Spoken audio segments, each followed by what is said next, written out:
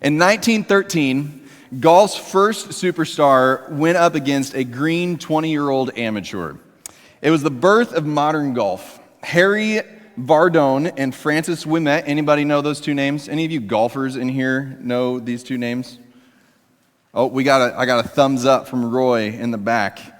Was that one from over here too? Yeah, anyway. They came from different worlds and different generations, but their passion for golf set them on parallel paths that would collide in the most spectacular match the sport has ever known. Vardon had escaped a life of poverty in Britain to achieve universal recognition as the greatest champion in the game's history. Ouimet, on the other hand, was a virtual unknown from Massachusetts, and he was only 3 years removed from his youthful career as a lowly caddy and worshipped Vardon. When these unlikely opponents finally came together in their legendary battle in the 1913 U.S. Open, the world's reaction to its remarkable drama and heart-stopping climax gave rise to the sport of golf as we know it today. Now, those were the exact words from the Amazon summary. That's why I was reading those word for word from the 2002 non-fictional book written by a man named Mark Frost. Mark Frost wrote this book in 2002 about a match that had taken place 89 years earlier.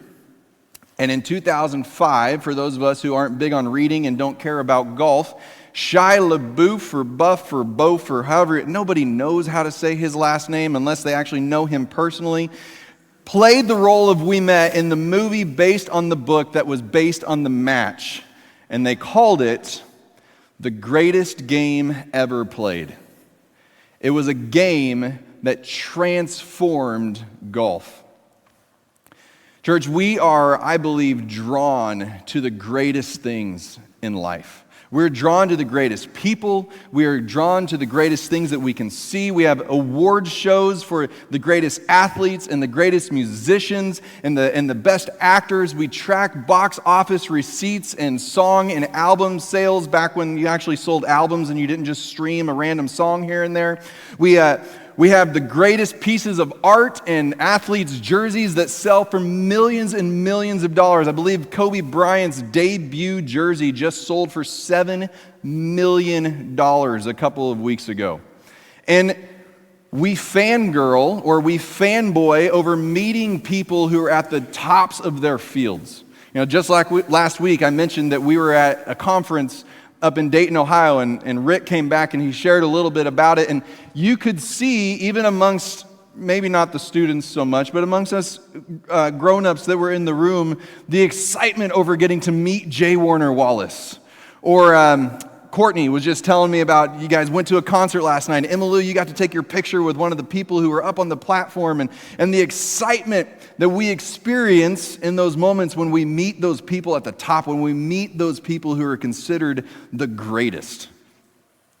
You know, there are countless ways that we measure greatness in the world around us.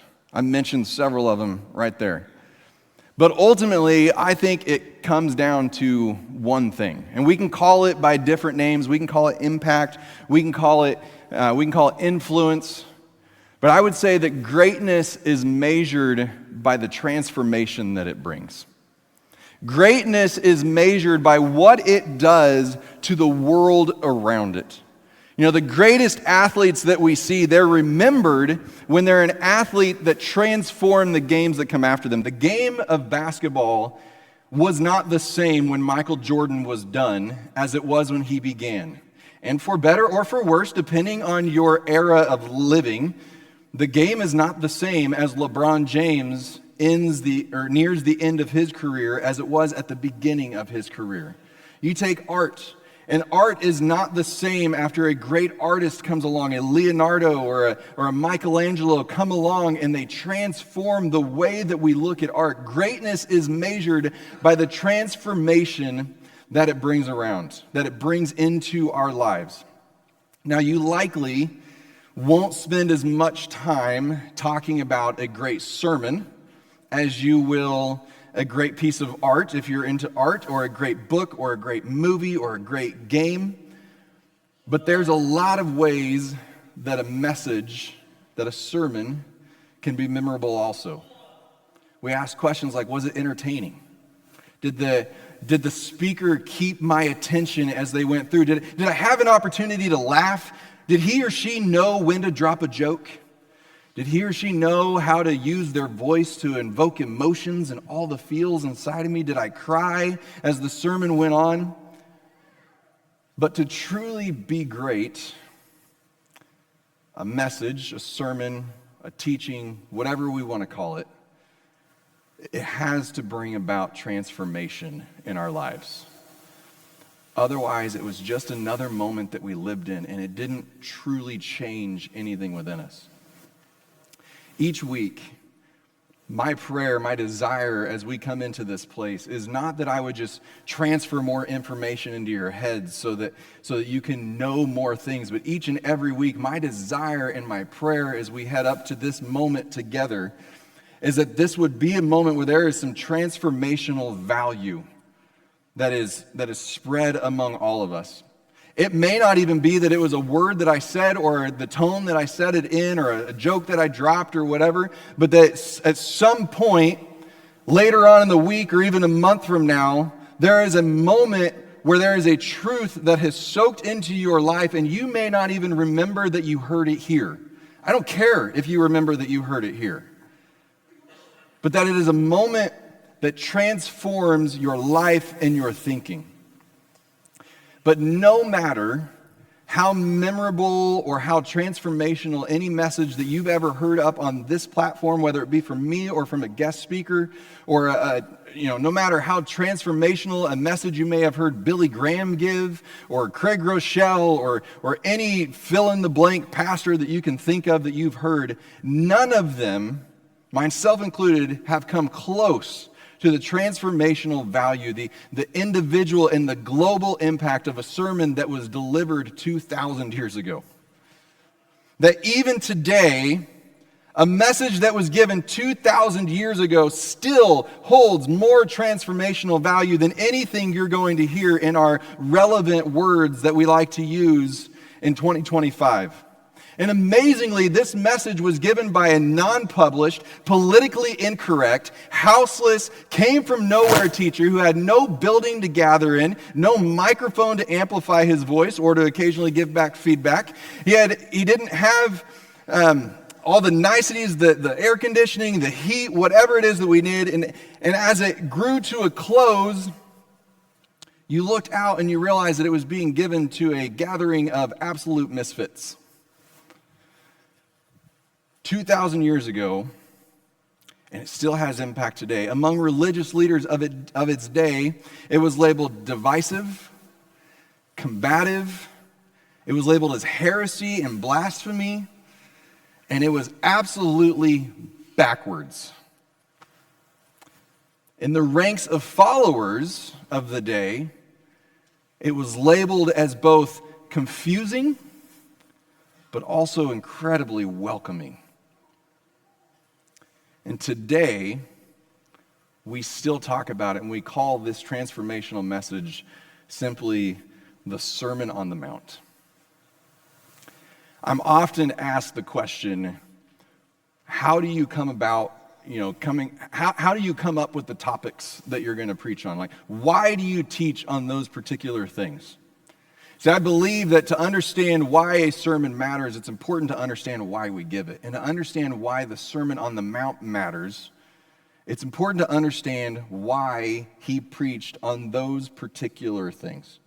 Now, we could jump into all of the different pieces of it, and as far as, what was the Sermon on the Mount? Was it actually on a mountain, or was it not? Was it, a collection of his greatest hits and he put them all together, or was it actually Matthew pulling these together and putting them into 3 chapters? But ultimately, it all comes down to why did he teach on those things?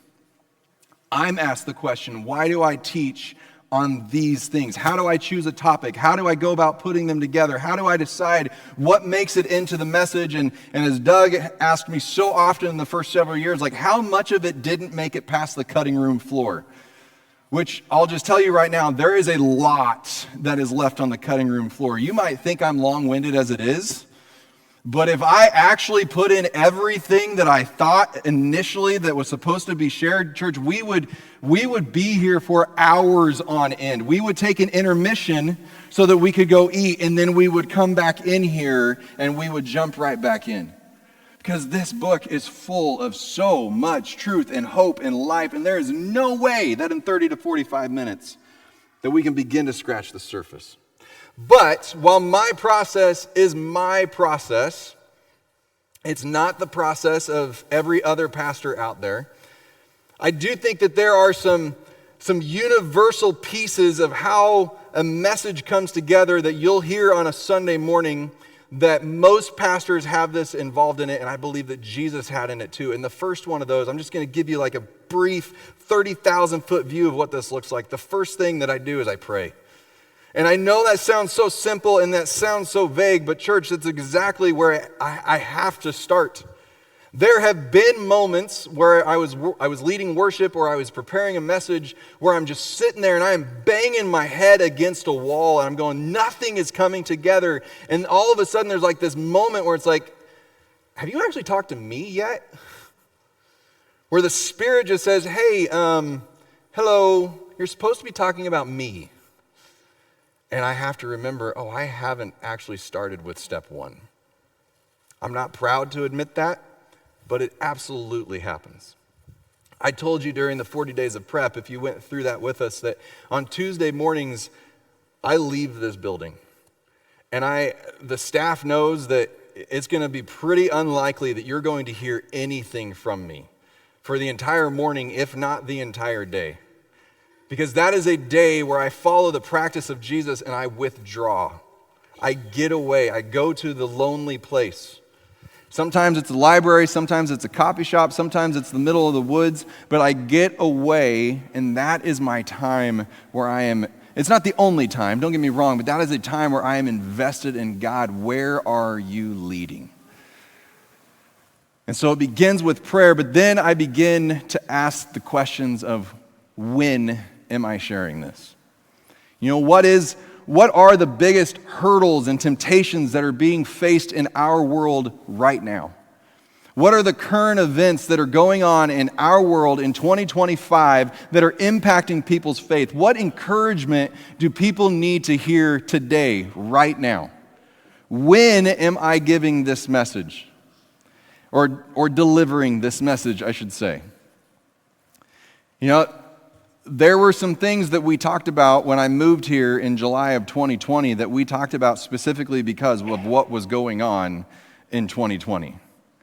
It's not to say that they never matter again after that moment, but we needed to address those things because they were directly impacting our lives and directly impacting our faith. When is a message being given? And then beyond that, I moved to the next thing, which is who is this message being delivered to?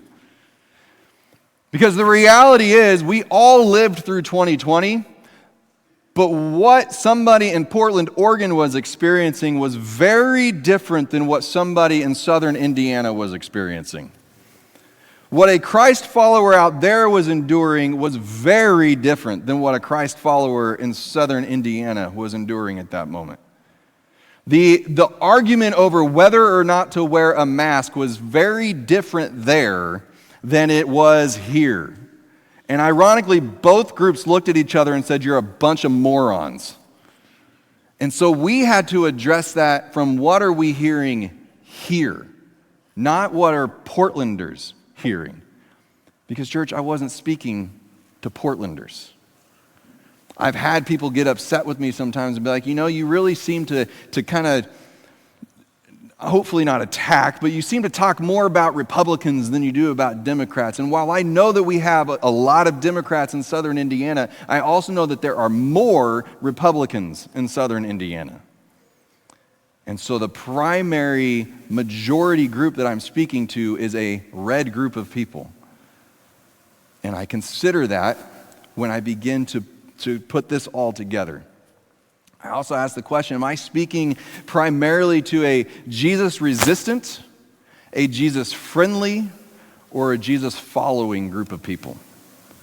Because make no mistake, Jesus-friendly and Jesus-following are not the same thing. In fact, I would argue that our southern Indiana South Knox culture is a lot more Jesus-friendly than it is Jesus-following than we like to think that it is. We're perfectly willing to talk about Jesus and say that we love him, but when it comes to following him, that can be a different story many, many times. And then finally what I ask is, does any of this bring any transformational value into people's lives? I'll ask the question straight up of God, is this really just a message for me? Like, do I need to hear this, God, and that's why you're having me go through this? Or is this one that we all need to hear? Because we all need this type of transformation. See, information transfer and content and putting all that together, it's very easy. I'm not saying that I'm the most polished speaker or that I'm the most convincing speaker or anything like that, but the truth is, I did really good in debate class when I was in high school.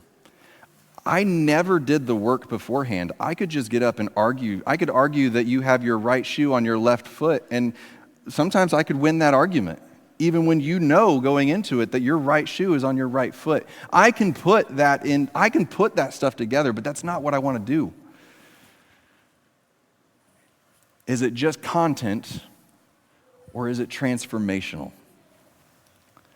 Now again, I'm not every pastor, but I do believe that almost every pastor walks through similar universal preparation for what it is that they're speaking on. And I'm not Jesus, but I do believe that Jesus went through some of the same universal preparation pieces for what we now today call the Sermon on the Mount. And understanding why he spoke on those things matters, because it helps us know why the sermon mattered in the first place. And so, I would like to this morning just take some time and walk through, did Jesus do these things?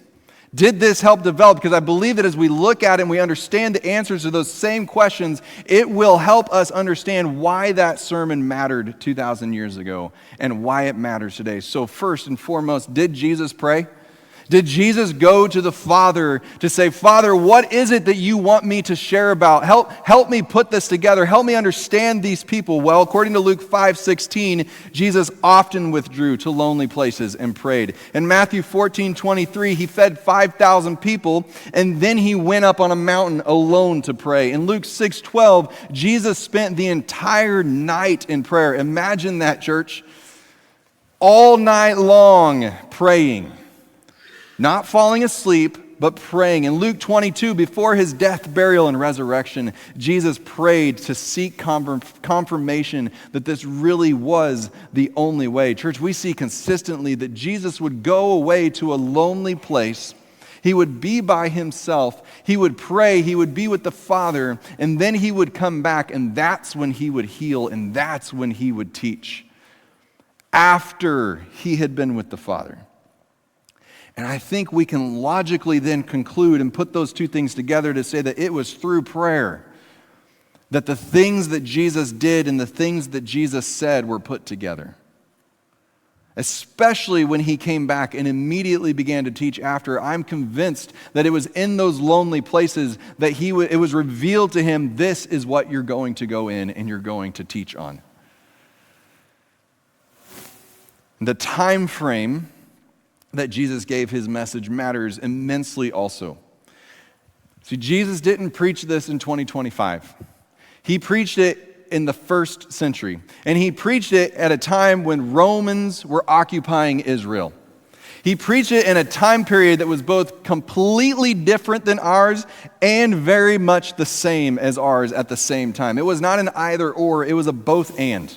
See, like our own day, sexism and racism and classism and fill in a whole bunch of other isms, they were still prevalent in that day. But unlike today, they didn't have people jumping on social media or going on the news or going into the classroom and arguing that those things were wrong. Instead, in those days, it was accepted that it is absolutely the way the world works. There are groups of people who are better than other groups of people, who are more important than other groups of people. Men were ranked higher than women. Certain races were ranked higher than other races. Depending on where you were born, depending on who your mom and dad were, all of that stuff mattered as far as your ranking ranking, there was classism all over the place, and it was accepted. It was not the United States where we push back against those things. Few spoke out against it, and Jesus was one of those very few. See, like our own day, idolatry in the first century was everywhere. But unlike today, people knew exactly which God they were worshiping. And they didn't try and cover it up by saying, well, I'm just passionate about this. They just flat out said, I worship the God Zeus. I worship the God of the sky. I worship this God. I'm going to build an image and I'm going to bow down in front of that image and everybody's going to know who it is or what it is that I worship. Today, we don't even often acknowledge which gods it is that we worship, much less everybody else acknowledging who it is that we worship. See, Satan was still at work, but he was at work in a very public, very obvious, very physical way in the first century. Their idols were made of metal, and they literally would sacrifice blood to them, sometimes their very own children. Our idols hide in the shadows, and our sacrifices to them are in our hearts, and our minds, and our souls. And often, while theirs was material, ours is the time that we give to it. The time that we don't have for the one true God because we've given it all to the other idols in our lives. Jesus gave the sermon in the first century, which was a time of unhidden idol worship and unhidden sin. And the people that he gave it to, there's actually multiple types of people he gave it to. He gave it to everyone, but he also gave it to specific people. And he gave it to us as a whole, and he gave it to me as an individual, and he gave it to you as an individual. See, at the time in the first century, he was speaking to a group of people who were living in their ancestral lands, but they were living in them as a conquered people. It was almost as if you have your house and you own your house, but somebody else comes into your house and tells you everything that you're going to do in your house. Some of you are like, I've got an in-law like that. His main listeners were given very few options for their lives. His main listeners didn't just have to endure that mean girl in class that you may have or you may have experienced, and no, it didn't have to be a girl. That's just what they called the movie. They didn't just have to endure the mean girl. They were ruled by the mean girl. The mean girl was in charge of their lives. Their enemy could make up a story about them and then put them on a cross for the story that they made up. Their enemy would come in and unfairly tax them and take their money, and they had no option about it. They were always, as a people, looking for loopholes to God's commands. They were Jewish people putting hope in a Jewish Messiah while ignoring many of his commands or feeling as if they could never measure up. And thus they were losing hope in their Jewish Messiah that was supposed to someday come. See, it was a message in the first century that was delivered to those people specifically. And so when he said to them, love your enemies, he was talking to people who absolutely knew exactly who their enemy was because their enemy had taken everything from them. But he was also talking to us. And he was also talking to me as an individual, and he was talking to you as an individual. Because the sermon was given to everyone as a whole and to each person as an individual. And so I imagine that as he prayed and as he considered who and when he was delivering this message, the question then became for him, but is what I'm saying going to have any transformational value in people's lives? Is this going to change anything? To which I would say 2,000 years later that, well, we are still talking about it. So I would say there's a very good chance that yes, it had transformational value in it, but how? What was that transformational value? One of those things was that it was a prescription to the easy yoke that Jesus himself talked about. In Matthew chapter 11, verses 28 through 30, Jesus tells us that his yoke is easy and his burden is light. But we take that sentence and it's like, that's great. So what of it? I love what Frederick Dale Bruner says about it. He says, a yoke is a work instrument. How many of us know what a yoke is, by the way? Went on oxen. Yeah, it held the oxen together so that they could pull behind the equipment. It was a work instrument. Thus, when Jesus offers a yoke, he offers what we might think tired workers need the least. I kind of think back to when they say for Mother's Day or your wife's birthday, don't buy her a vacuum, because you don't buy her a work instrument as a present. You just buy that because she needs it. So some of you are like, that's true. We might think tired workers needed it the least. They need a mattress or a vacation, not a yoke. But Jesus realizes that the most restful gift he can give the tired is a new way to carry life, a fresh way to bear responsibilities.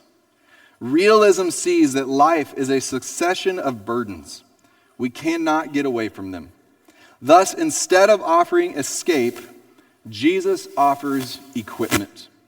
Jesus means that obedience to his Sermon on the Mount, his yoke, will develop in us a balance and a way of carrying life that will give more rest than the way that we have been living.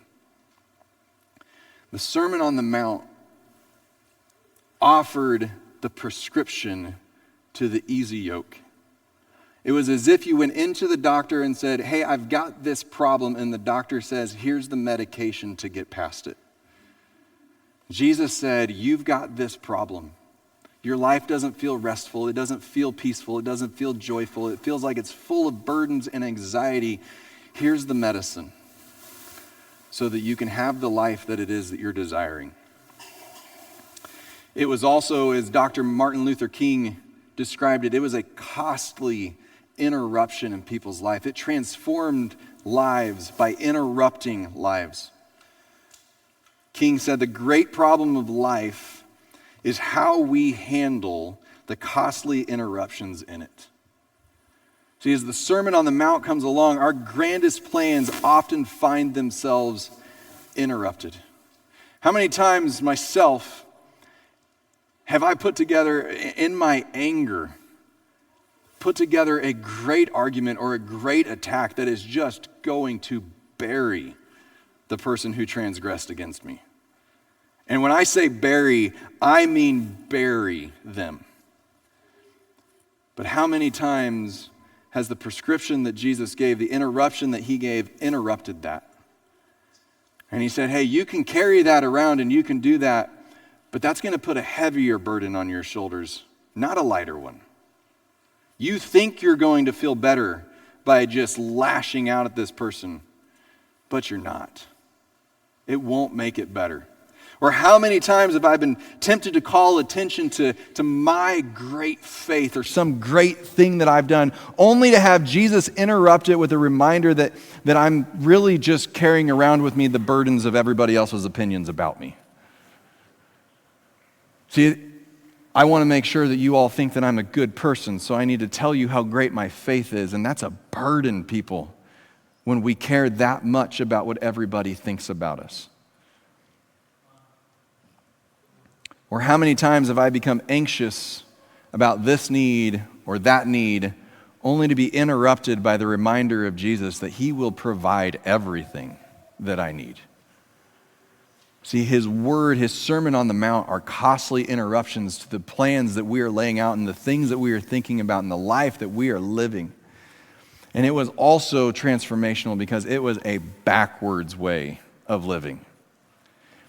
The downtrodden have the good life. Sex is more than just sex. Enemies aren't enemies, they're actually your loved ones. My good deeds don't need to be posted online. I'm invited to converse with God. I can't get into a red carpet event, but I can talk to the God who created everything. It's all backwards. All the teachings that he puts in there are backwards. They are countercultural, or as the younger generation will be really mad at me for saying right now, and I really don't care, they're all a little bit sus. They're definitely not crispy. The adults are laughing, and every teenager in here is rolling their eyes going, please stop. And I'm okay with that, because that means for those few seconds, they were paying attention to what I said. And I'll take that as a win. But no matter how backwards it all was, it all seemed to work. It actually seems to lighten the load and to lighten the burden. So if you consider lighter burdens, life interruptions, and a new lifestyle transformational, then absolutely the Sermon on the Mount was transformational. He gave it to the first century, to people living then. He didn't give it, church, to us. But that doesn't mean that it's not for us. You'll often hear me say in conversations that the Bible wasn't written to us, but it was written for us. It was written to a people who lived a long time ago. But that doesn't mean that its truths don't still ring true. And so I ask you, do you want lighter burdens in your life? Or are you just happy with the pressures that life is throwing on you, that you're carrying around with you? I think most of us in this room would say that we've got some stress points that we would really like to remove from our lives. I think most of us are walking in here going, I would really like to just let this go and not have to worry about this anymore. I think most of us would say that the life that we were promised by the busy schedules that we are living isn't happening. I think most of us would say that something is missing. That somewhere along the lines, we've missed a boat, or the world has missed, somebody's missed a boat. But what if, just what if, in a sermon 2,000 years ago, Jesus actually told us what was going to be missing in 2025 in our lives? What if many of us are sitting in here actually as Jesus-friendly people, but not Jesus-following people? If we're the people who are like, hey, Jesus, I would love to hang out with you when I want to, but you don't get to just live in my home. We don't have refrigerator rights with each other. You don't get to come in and rearrange things. You don't get to raid my cupboards. A Jesus follower invites Jesus to interrupt their lives, to interrupt the previously scheduled programming of their lives. Church, if you're missing those things, those aren't just questions to slough off. Those are questions to really ask. Do you really want lighter burdens? Do you really want to see anxiety and stress and worry and all those things flee from you? And if it's not working one way, is it perhaps time to try another way? To have the life of Jesus. And look at his life. He had hardships, he had struggles, he had sorrows. But have we ever seen somebody endure so much and be so peaceful and joyful in the midst of it? To have that life, we have to adopt the lifestyle of Jesus. But there are two main things that get in the way of that. Josh McDowell, in his book, More Than a Carpenter, wrote about the two main obstacles to being transformed by the lifestyle of Jesus and the gift of his grace, and they are pride and they are pleasure. See, we may not want to admit it because, hey, we're all in church right now, right? We're all sitting in here and we're talking about Jesus. We're at the very minimum, we are Jesus-friendly people in here, or we're, I guess, Jesus-forced people if you actually didn't have an option and you're here. But we're at least here and nobody's running out the back because Jesus is being mentioned over and over and over again as we're in here. But while we may be in here, myself included, we so often think we know how to do it better than him. We still look at his sermon as completely backwards. As, yeah, That was great 2,000 years ago, but that's not how the world works today, guys.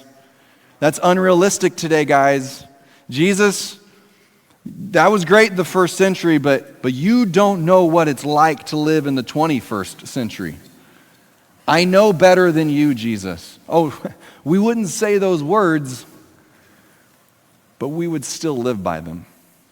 And our pride gets in the way of adopting the lifestyle of Jesus, but so does our desire for pleasure. Because I know, because I've experienced it, and I still experience it sometimes, we are convinced that following Jesus will suck the fun out of life. Jesus followers are just boring, stuck up, corncob in a bad place people who nobody wants to be around. That's all it means to be a Jesus follower. And so our pleasure factors jump in and they block us from wanting to follow him. Because we are convinced that following him is the boring life. But man, I read the stories of those early followers who were so convinced by it that they gave up their lives for it. Not because they had to, but because they actually were willing to and they wanted to. That's how big of a deal it was.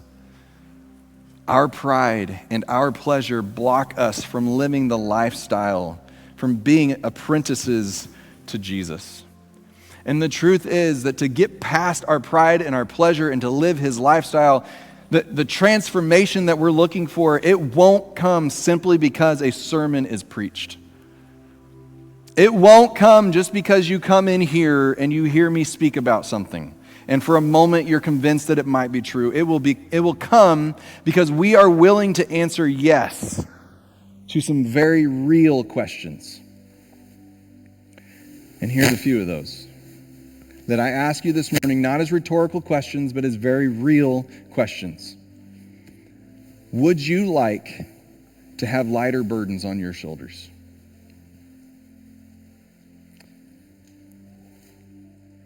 Are you open to some interruptions in your life by Jesus?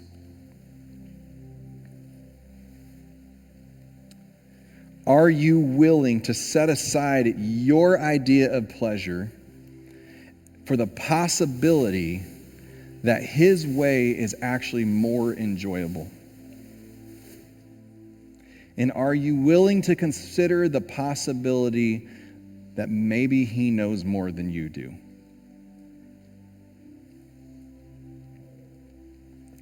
Transformation will come when our answers to those questions are yes.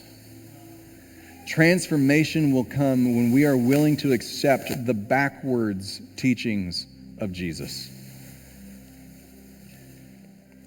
If your answer to those questions are yes, then I invite you this morning to get ready. For the next 9 weeks, we're going to be spending time walking through one chapter of Scripture. One of the most disruptive, interruptive, backwards chapters of Scripture in all of the pages in it. We know it as the first chapter of the Sermon on the Mount. Matthew chapter 5. You can cheat, you can go home, you can read ahead. In fact, this is a moment where I encourage cheating. Read it and meditate on it. If you are willing, if you desire lighter burdens, if you desire the life that he is prescribing in it, and if you are willing to consider that his backwards teachings might just work, then I invite you to join us for the next 9 weeks as we walk through it. Matthew chapter 5, verses 1 through 2. Let's just go ahead and we'll start right now with that first section of it, shall we? You ready? We've got about 30 to 45 minutes left here. Now when Jesus saw the crowds, he went up on a mountainside and he sat down. His disciples came to him and he began to teach them.